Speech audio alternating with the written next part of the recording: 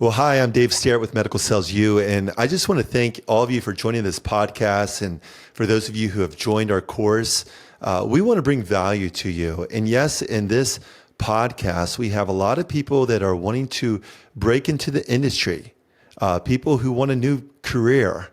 But one of the niches that we have in our program, compared to some of the other programs out there, and there's a lot, there's good programs out there helping people in medical sales, but we focus on cancer. We focus on oncology. One, we do this because there are more FDA approvals in cancer than any other disease.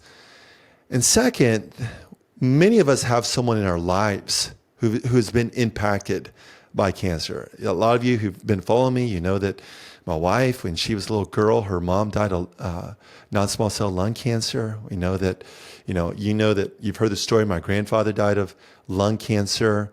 And so today we have someone, a very special guest, Nick Rich, who is a cancer survivor, but who's also working in specialty pharmaceutical sales and oncology. And he's making a difference. So Nick, I just want to welcome you to the podcast. Just go ahead and jump in here. Yeah, Dave, thank you so much for having me. Happy to be here. Yeah, it's been kind of a long journey to get to this point. It's an absolute pleasure to working in oncology, helping out patients that I can relate to personally. And it's a great place to be. I'm on LinkedIn, and I came across a post that I saw of you about a week or two ago, and I think it was a picture of you, your wife, and your little baby girl, or she's toddler, and it looked like you were running a long way. And I'm like, who is this athlete? And the post said that your wife was mentioning how you had survived. This is like the 5-year anniversary of your survivor. And we'll try to throw that picture up so our audience can see. But tell us a little bit about what was that event? What was going on? Yeah, so that was a super, super cool experience. First off, grateful to have a supportive wife who allowed me to train for something like that. But what I decided to do, I was coming up on my 5-year remission date from classical Hodgkin's lymphoma. And I wanted to do something challenging. I wanted to push my body to the next limit. I'm so grateful that my body can do what it's able to do. Going through a cancer journey certainly put that in perspective. And I decided to run a 55-kilometer trail race in the mountains of Crested Butte, Colorado, to celebrate that 5-year. 55 kilometers in the mountains in Colorado. That had to be hard. Yeah, it was a challenge, but with I think proper preparation and a plan, it kind of all came together for me. So that's I think it's useful in my career in oncology sales because data is so important in presenting clinical trials to physicians is kind of what we do every day. But I take the same approach to preparing for a race. So everything down to how many carbs per hour, how many calories per hour, how much liquid I was taking in per hour. And a training plan that I stuck to really, to the absolute 0.0 degree was really important. So it was kind of a scientific approach to it. So not only are you data driven, but you're like the David Goggins of pharma reps and bringing inspiration to us. Okay, now tell us. You found out you had cancer. Tell us a little bit about that. When did you find out? How many years ago it was? And when did you find out that you had, and it was stage 3 Hodgkin's lymphoma, correct? That is correct. Yeah. So I was diagnosed in January of 2016. I just kind of entered into my career path, and I had been in sales since the beginning. So at that time I was working in logistics sales for a brokerage firm in Ohio. And the cancer diagnosis kind of turned my world upside down. It certainly brought me down to planet Earth and made me realize, hey, life is precious. You're not invincible. Anything can happen to anyone. It's a wild diagnosis to receive when you're in your early 20s. So how old were you then? I was 24 years old when I was 24 diagnosed. years old. Wow. And you're a college athlete, right? I was, yeah. I played football for a couple of years in college, so always took care of my body. I was always in the gym, trying to take a great approach to wellness and health. And then, it's interesting when I got into my career path, my job really kind of took over and my lifestyle started to change in regards to the food I was eating. I was prioritizing kind of fast food over maybe healthy food, going out and enjoying cocktails with my coworkers after work, maybe more often than I should have. And then, yeah, that cancer diagnosis kind of put it back into perspective of what really matters and what I need to be prioritizing. Wow. So a lot of people, when they get cancer, they get so discouraged. You took a very proactive approach in your health and eating better and this extraordinary discipline in working out. How long, like once you got cancer, did you start running, did you even feel like running for a while? What was it like? What type of treatments did you get? What was that journey like when you were getting treatments? Yeah, so it was, my life kind of felt out of control. Just you can't, when you get a cancer diagnosis, there's nothing really you can do, right? Other than do what the doctor tells you to do, and that's go to treatment on your treatment dates. But I really leaned into the controllables, and I really focused on my work, focused on my lifestyle, started kind of working out again and exercising. And then, unfortunately, after my frontline treatment, I did relapse. At that relapse, I had to go to a stem cell transplant. So I had a stem cell transplant on April 5th of 2017. And that's when my perspective really started to change. And it was like, okay, I went to a naturopathic doctor, got a vitamin regimen to help my immune system function at the highest possible level. Started running and exercising even more, focused on a super whole foods oriented diet, limited alcohol consumption and other carcinogens. And that's actually when I took the pivot and moved into pharmaceutical sales, was following that stem cell transplant in 2017. Who was the first company that you went to work for? Yeah, so the first company I worked for was called Horizon Pharma. They then rebranded to Horizon Therapeutics, and last year they actually were acquired by Amgen, so they're no longer. But it was a great ride. I was working in orthopedics and pain and rheumatology, selling an osteoarthritis and rheumatoid arthritis medication. So that was kind of my introduction into pharmaceutical sales. What was the process like seeking this opportunity? Was it hard for you to break in, or were they moved by your story and your discipline? What was that like, the whole application process? Yeah, so it's a hyper competitive industry to get into. It's a desirable job. It does provide great work-life balance. It does provide a great pay, great benefits. So I did have a number of applications out there before I finally got the opportunity to interview. During the interview process, I felt really strongly about my story and the skills that I learned, the tools that I learned throughout that story, and how applicable it is to sales in general, but particularly pharmaceutical sales. And then, the other caveat is I did have a President's Club under my belt. So I think when you have success in whatever role you're in, that helps translate to a different industry. Yes, and I love that. I love that there's several things I'm noticing here that you had, and this is for our audience wanting to break in, is like you had success in sales in one area. So it's really good. You could talk about being President's Club, but you also had a story. You could take the interview and you could share your story, and then also just listen to your health regimen and your diet. You are drawn not just by discipline, but by the data as well. Okay, so from Horizon, what was your next opportunity in pharmaceutical sales? Yeah, so I was with Horizon for about almost 5 years. It was a great ride with them. It was an awesome company, really enjoyed it.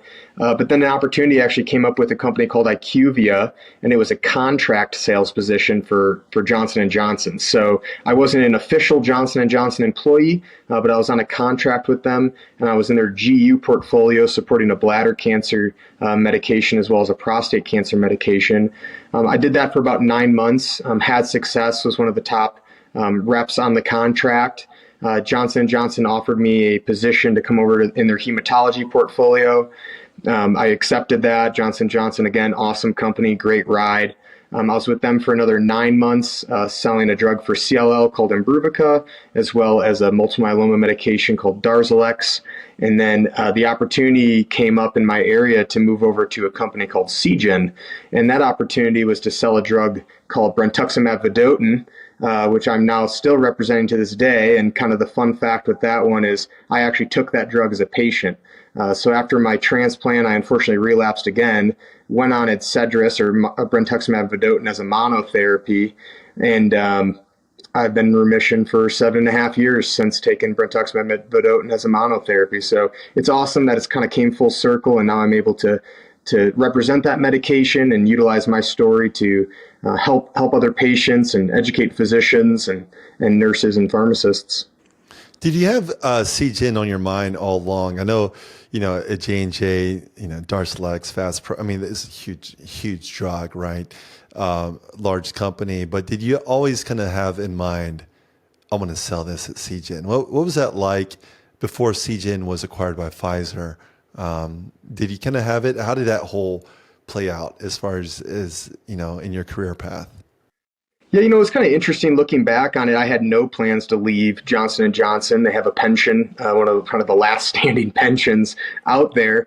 And they had a really, really deep multiple myeloma portfolio with a bispecific antibody as well as a CAR T therapy coming to market within the next year or so. So I had no plans on leaving. But in the back of my mind, there was always that kind of bucket list item for me, and that's representing Adcedris. So I decided to take the leap. I mean, really the only constant is uncertainty in this industry. I mean, things are rapidly evolving and changing. And I knew that, the acquisition was coming, and with that did bring uncertainty. But I was confident that I would land on my feet no matter what happened after the acquisition. And it was just an opportunity that I couldn't pass up. Wow. Did you, I know it was kind of a bidding war for Seagen, and during that whole time, did you know getting in there, you're like, it's likely that we'll probably be acquired. What was that like? Because there's people who, who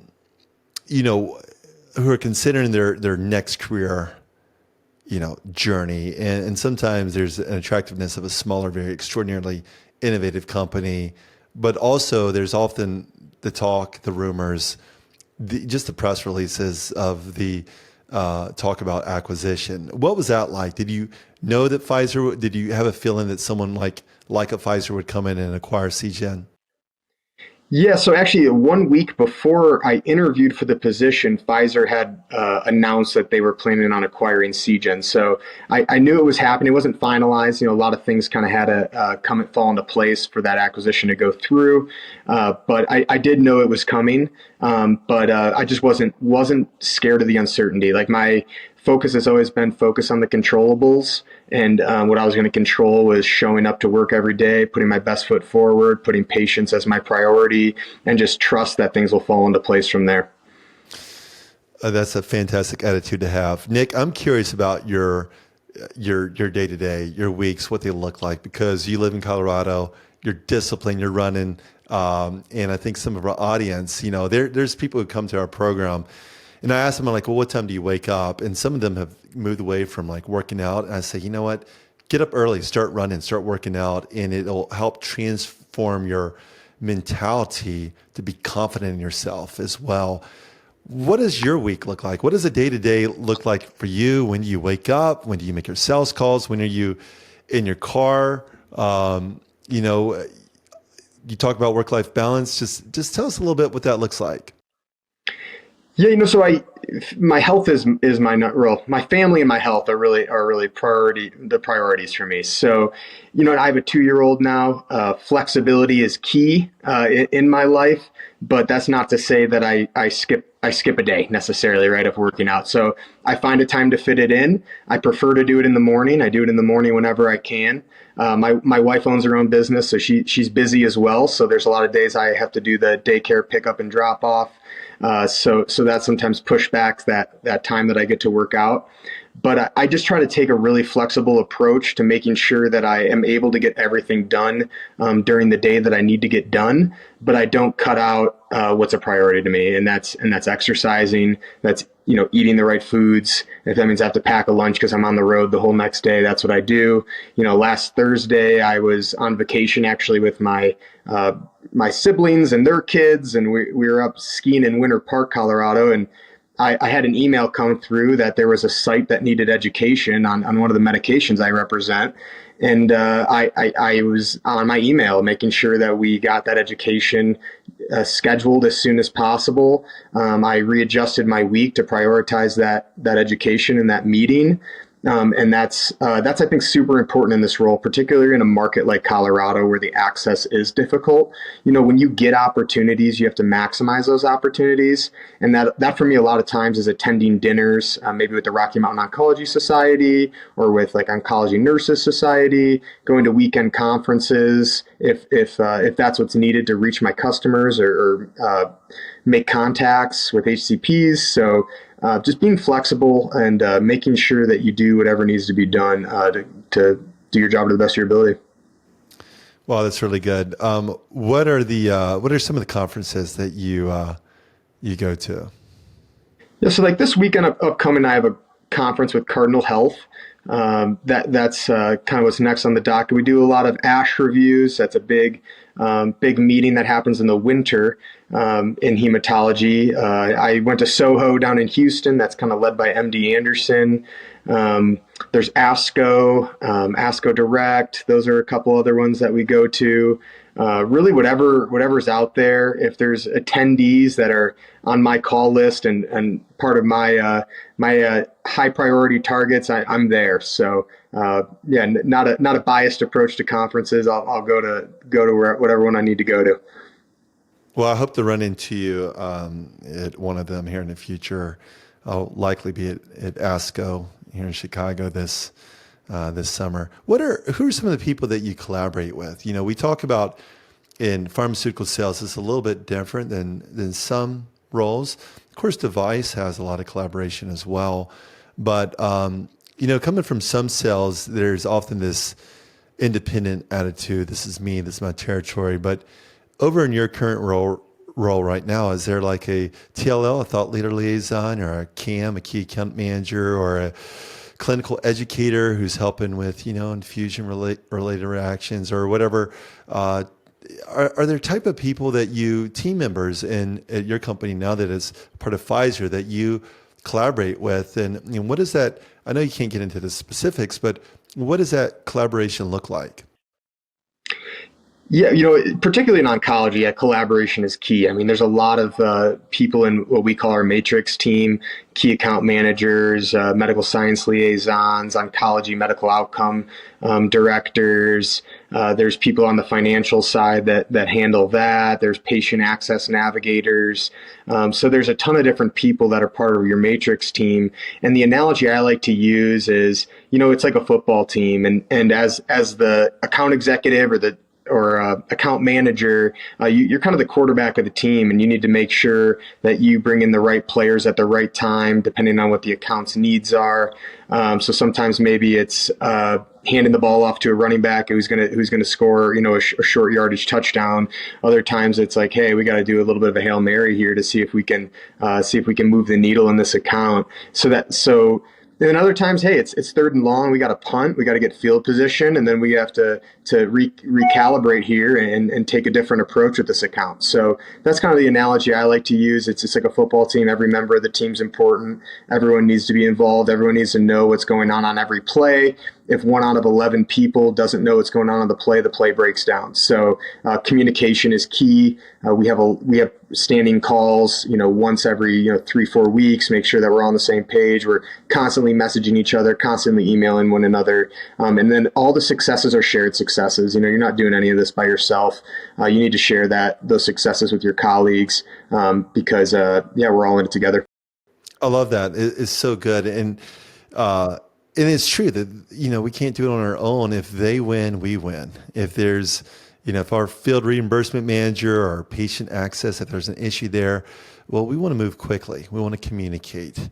If we're doing an in-service and we meet someone who's going to be appropriate introduction, we want to make that.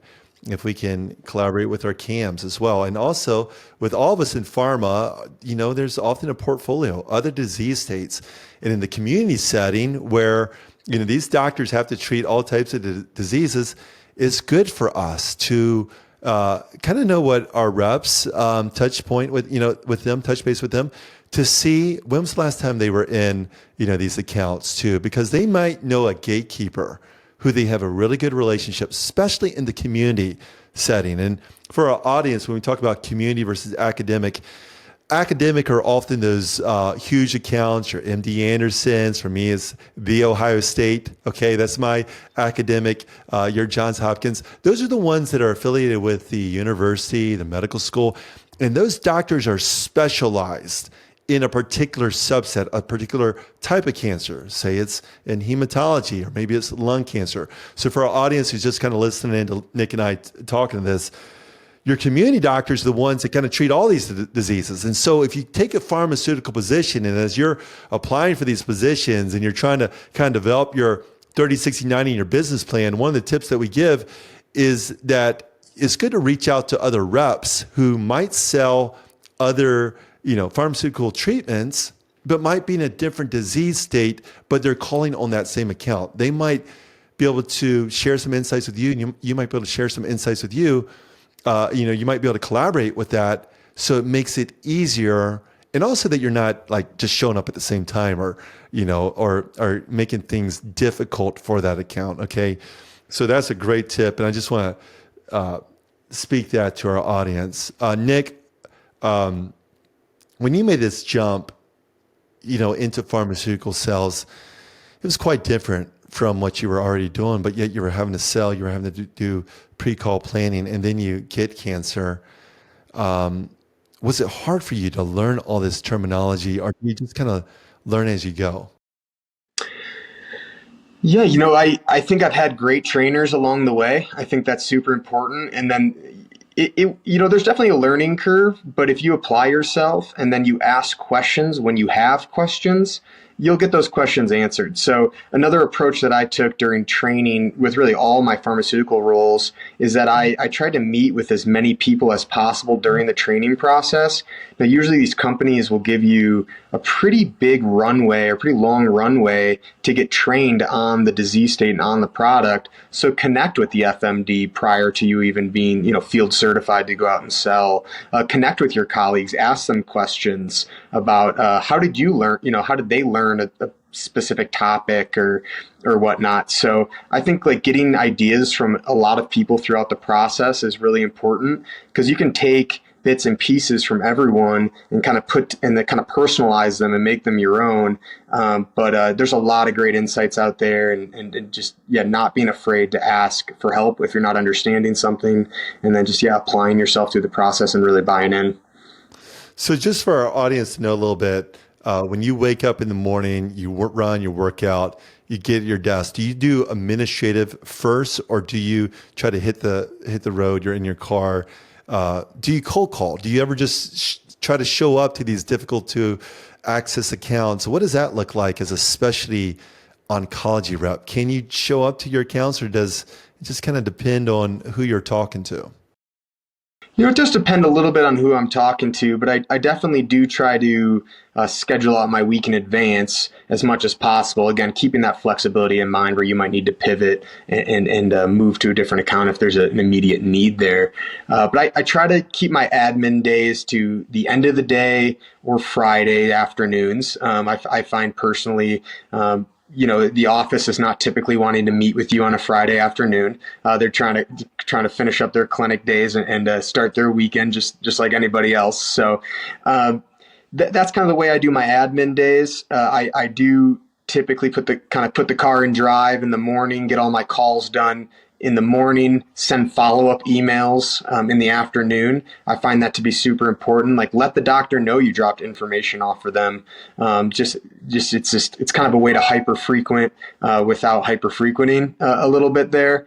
And I do try to cold call every account, even if I don't have an appointment, at least once a quarter. But it is a little different in the academic setting compared to the community setting, particularly in rare disease. In the community setting, they are treating every single type of cancer out there. So if you're not on the top of mind for them, they could easily forget about the treatment option that you have to present to them. So those are accounts I feel like that do need a little bit more frequent, even if it's just a marketing material drop off, just to keep that treatment option on top of mind for the physicians. Nick, you're a busy man. You have your toddler. How old is she now? She's 2.5. She's 2.5. Yeah, time's flying by. Wow. When did she turn 3? She turns 3 in October. All right. You got your hands full there. I have a 2.5-year-old as well, and a 9-month-old, and have 11-year-old. So I know life is busy. You got other responsibilities. Tell us a little bit, if you're involved with charities, with the Leukemia Lymphoma Society. I looked at your LinkedIn. You have some causes that you're a part of, bringing awareness. Is there anything that you would like to share with our listeners, a way that they could give back and get involved? Yeah, absolutely. Advocacy has always been something that's important to me. I've always been trying to find kind of purpose for my disease, kind of purpose for the struggle, right? There was times there where it felt like, why am I going through this, right? So getting involved in Leukemia and Lymphoma Society was really key for me to find purpose with that. And originally we did team and training. My wife and I, we did America's Most Beautiful Bike Ride. It was a 100-mile bike ride, a fundraising event. So that was super cool. And then last year I was actually nominated for Visionary of the Year campaign by one of my former colleagues at Johnson & Johnson. And I jumped at the opportunity, immediately said yes. I didn't even know what it entailed or what it took. But yes, I'm currently in a 10-week fundraising campaign for something called Visionary of the Years for Leukemia and Lymphoma Society. And it's really a kind of a friendly competition, and the top fundraiser earns that title of Visionary of the Year. So that's currently what I'm doing, spending as much of my free time as possible, raising money for the cause. So if our audience wants to give a donation to you and to your cause, what's the best way that they get in touch with you and make sure that this is part of your the cause that you're giving? Should they reach out to you on LinkedIn, or what's the best way for them to get in touch with you? Yeah, absolutely. Look me up on LinkedIn. It's linkedin.com/NickRichPharma. And you'll see kind of everything that you need there. Feel free to also shoot me a message. If you're going through cancer, if someone you know is going through cancer, I'd love to be someone who can support them and just be a sounding board, even just to listen to some airing of grievances, right? Because sometimes you just need to get stuff off your chest. But just for people out there, just know you're not alone. Feel free to reach out. I'm always there. Want to be a resource for the cancer community. And then, linkedin.com/NickRichPharma. You'll see all my links in there for donating to Leukemia and Lymphoma Society. I like that. Nick Rich Pharma. Is that correct? That's correct. Yeah. What a great name. People ask me like, well, how do you spell Starrett? Nick Rich, that's a good short name there. And that you put pharma at the end too. So that's great. Nick, thank you so much for joining the Medical Sells You podcast. And it's just been a real treat. It's been inspiring because, we go through challenges in life too, but we need to remember that there are those who've encountered things harder than us. You beat cancer, and there was a time where there was a lot of uncertainty, but you kept fighting. And so for our audience, no matter what struggles they're going through personally, maybe in their career, keep fighting. And Nick, we just want to thank you so much for your insights and inspiration. Great to have you on the show. Yeah, thank you so much. I appreciate it.